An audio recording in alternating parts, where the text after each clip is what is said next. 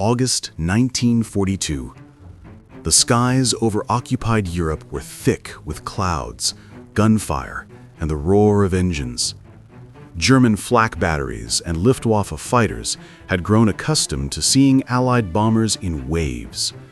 Yet reports from pilots and ground observers began to hint at something extraordinary.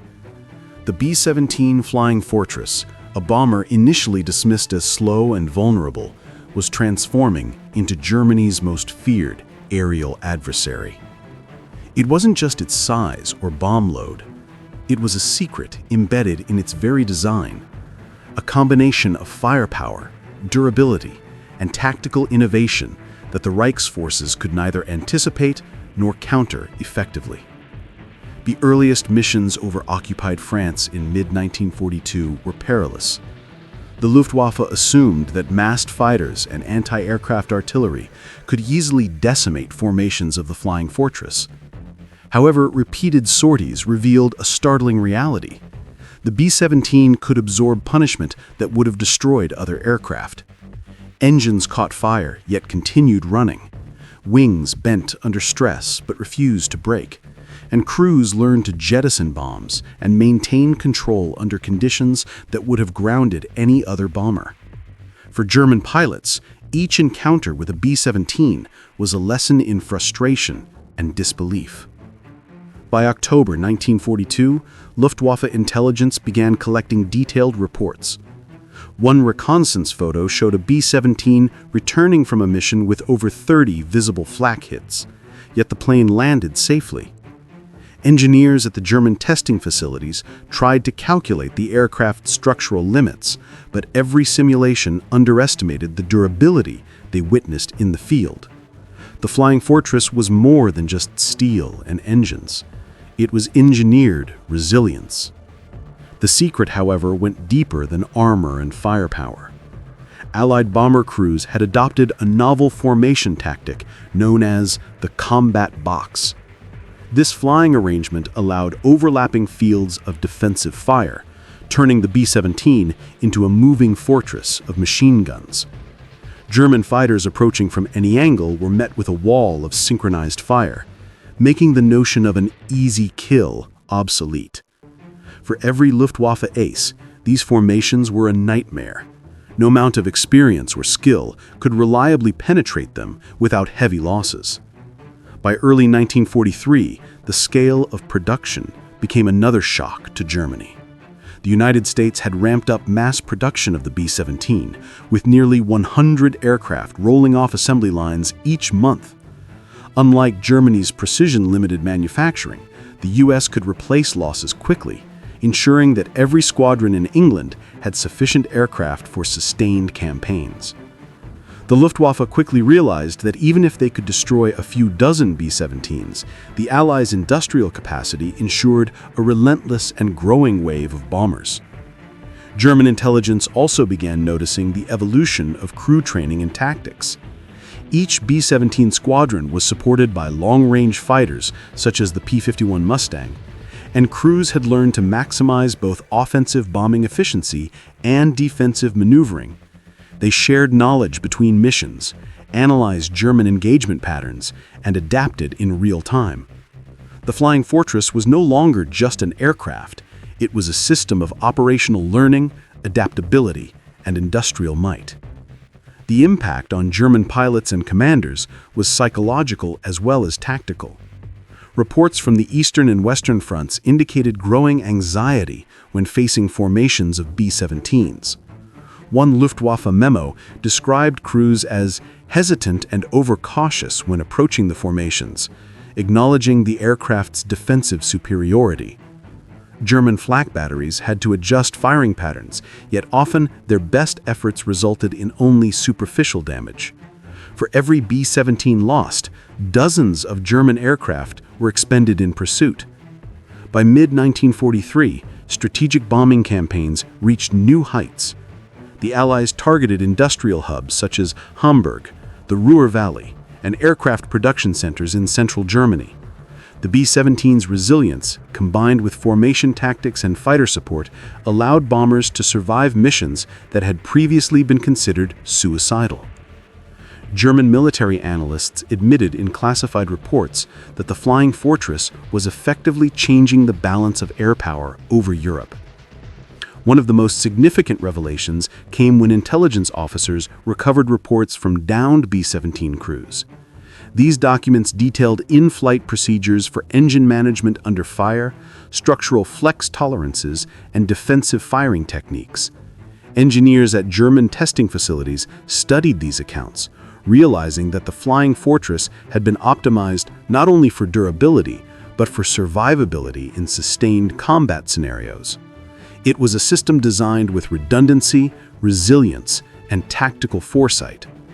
By late 1943, the secret of the B-17 was becoming widely acknowledged within the Luftwaffe. The aircraft was no longer viewed as a simple bomber. It was a strategic weapon, a combination of human ingenuity, mechanical engineering, and industrial capacity. German commanders began to prioritize intelligence gathering, trying to identify weak points. Yet every attempt to quantify or exploit vulnerabilities failed. For Germany, the Flying Fortress was a nightmare made tangible, a relentless instrument of attrition and psychological warfare. The combination of long-range capabilities, heavy defensive armament, and crew coordination made each mission a challenge. German fighter pilots were often forced to engage multiple aircraft simultaneously while under continuous defensive fire, leading to high casualty rates. Flak batteries, despite accurate targeting, often damaged only superficial components. Every surviving B-17 reinforced the perception that Germany had underestimated the true potential of Allied air power. By early 1944, Allied bombers were escorted deeper into German airspace, targeting strategic centers and crippling industrial output.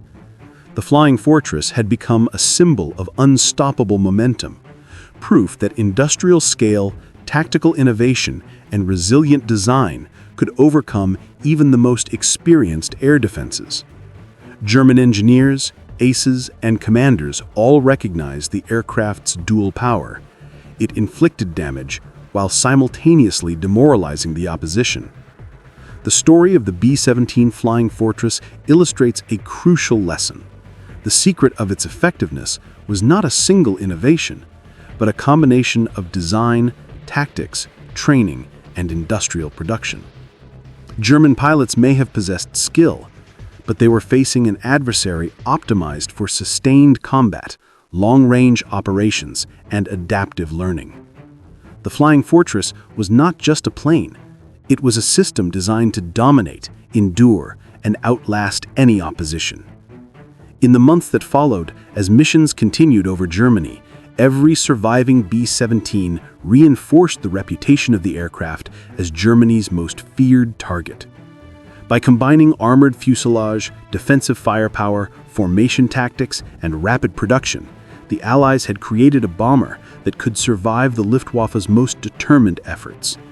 For the first time, German forces were confronted not only with enemy skill, but with superior design thinking, operational efficiency, and industrial capacity.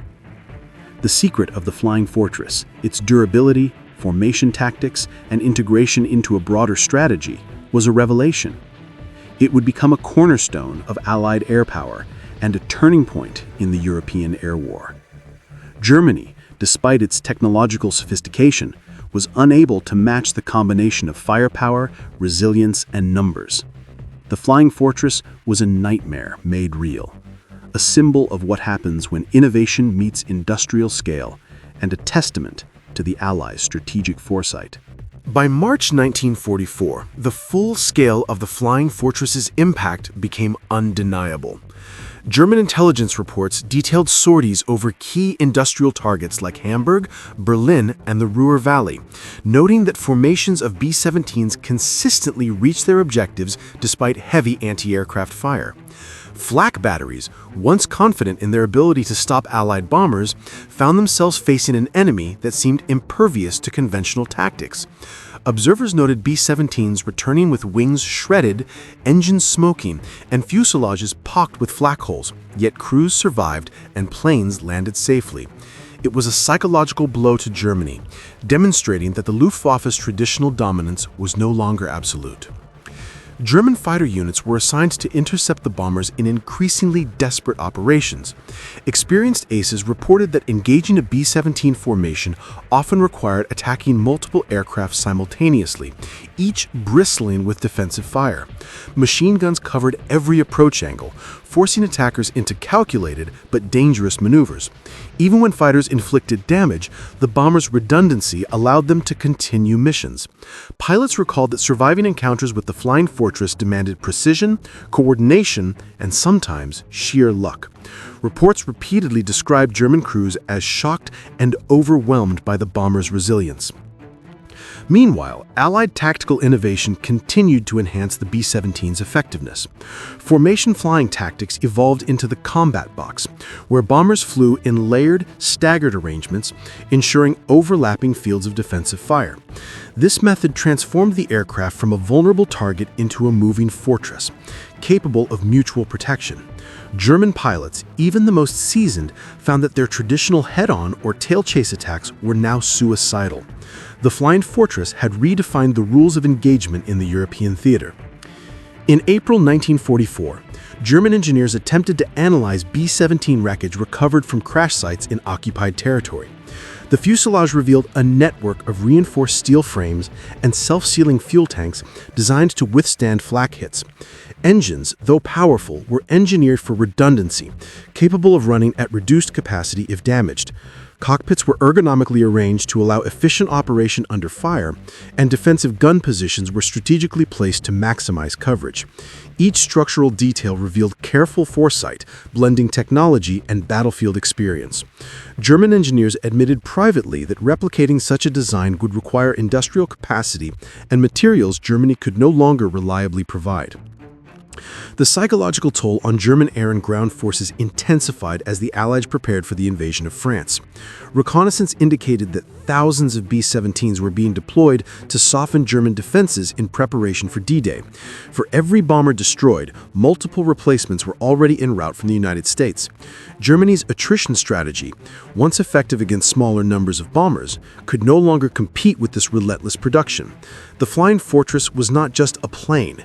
It was a strategic system, combining human skill, engineering, and industrial power to sustain continuous operations. By June 1944, during the Normandy campaign, B-17 formations escorted by P-51s achieved near total air dominance over the invasion beaches. German ground forces witnessed waves of bombers arriving in precise formation, delivering ordnance on strategic targets while absorbing flak and fighter attacks. The effectiveness of these missions was enhanced by the Flying Fortress's ability to operate at high altitudes, minimizing vulnerability to conventional anti-aircraft defenses. German commanders recorded that no other aircraft in their experience could endure such punishment while still completing objectives.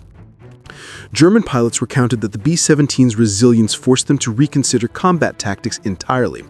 Head-on attacks were suicidal, tail-chase engagements often ended with significant losses, and attempts to outmaneuver formations were futile against overlapping defensive fire. Memoirs and reports from Luftwaffe aces described a growing sense of dread. The Flying Fortress was a constant reminder that Germany had been outpaced, not only in numbers, but in strategic design and operational thinking. In late 1944, as Allied bombing campaigns intensified, the B-17 became a symbol of unstoppable momentum. Factories in Berlin, Leipzig, and Dresden faced repeated raids, with damage compounded by precise bombing facilitated by the aircraft's stability and defensive capabilities. German military planners admitted in secret reports that, despite superior technology in some areas, they could not effectively counter the B-17's combination of durability, firepower, and tactical employment. It was an operational nightmare, revealing the limitations of Germany's industrial and strategic planning. The captured fragments of downed B-17s were studied meticulously, and the insights were sobering. German engineers realized that the aircraft's resilience was not accidental, but the product of deliberate design decisions. Self-sealing fuel tanks, redundant control systems, heavily reinforced wing and fuselage structures, and carefully calculated weight distribution. Each structural detail revealed careful foresight, blending technology and battlefield experience.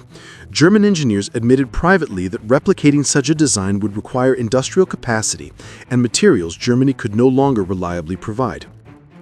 By early 1945, the Flying Fortress had become a near mythical figure within German military circles. Pilots spoke of encountering formations that seemed almost invulnerable, and ground troops described cities being flattened by precise bombing runs despite heavy air defenses. The psychological impact was as decisive as the physical destruction. For Germany, the Flying Fortress was not merely an aircraft. It was a symbol of Allied ingenuity, resilience, and industrial power that could not be matched. Even as Germany faced collapse, the Flying Fortress continued to dominate European skies.